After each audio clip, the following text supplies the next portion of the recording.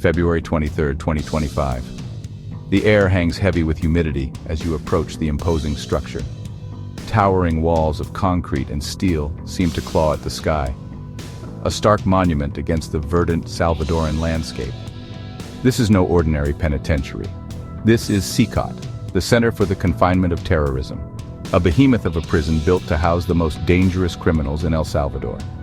Opened in 2022, CICOT represents a new chapter in El Salvador's ongoing battle with gang violence, a controversial chapter that has captured the attention of the world. For decades, El Salvador was synonymous with gang violence. MS-13 and Barrio 18, names whispered in fear, held entire communities hostage. Extortion, murder, and fear became a way of life.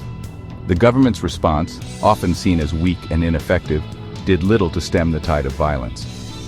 Then, in 2019, Nayib Bukele, a young charismatic leader, took office as president. He promised a new El Salvador, one free from the grip of gangs. CICOT, he declared, would be a cornerstone of this new era. The prison Bukele promised would house the worst of the worst, the gang leaders and hardened criminals who had terrorized the country for so long. It would be a place of strict control where the gangs would be cut off from their networks and their ability to wreak havoc on the outside world. The impact was immediate. Mass arrests swept through the country.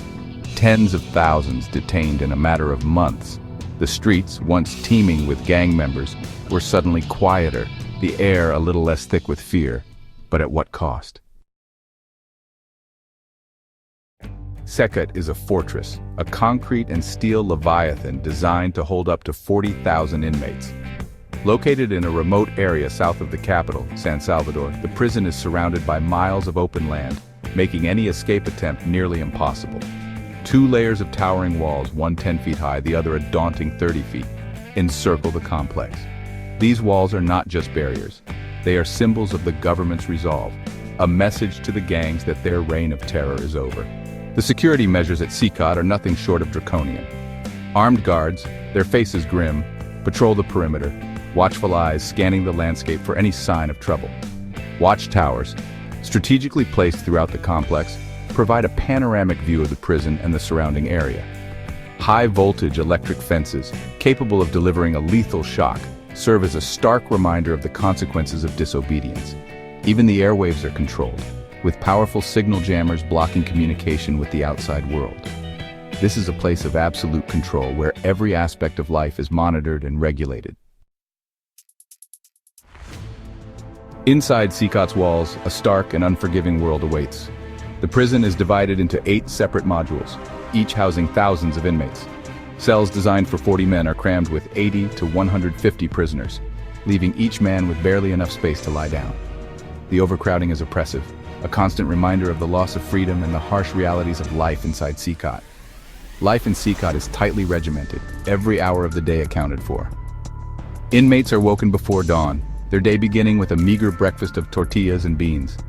They are then marched to the workshops, where they spend hours on end engaged in menial labor, their hands calloused, their spirits broken. Meals are basic and monotonous, consisting mainly of rice, beans, and soup, a far cry from the food many of these men were accustomed to on the outside.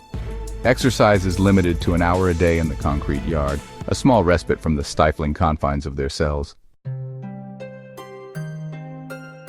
The establishment of CICOT and the mass incarceration of suspected gang members have had a profound impact on El Salvador. Homicides, once a daily occurrence, have plummeted. Communities, once held hostage by fear, are experiencing a newfound sense of peace and security.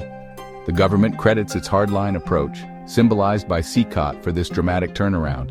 However, the prison has also drawn sharp criticism from human rights groups. They argue that the mass arrests have swept up thousands of innocent people, denied due process and subjected to inhumane conditions within CICOT's walls. Concerns about overcrowding, inadequate healthcare, and the psychological impact of prolonged confinement in such a harsh environment have been raised. The debate over CICOT, it seems, is far from over. Is it a necessary evil, a brutal but effective tool in the fight against gangs, or is it a stain on El Salvador's conscience, a symbol of a government willing to sacrifice human rights in the pursuit of security? Only time will tell what the ultimate legacy of this controversial prison will be. Please like and subscribe.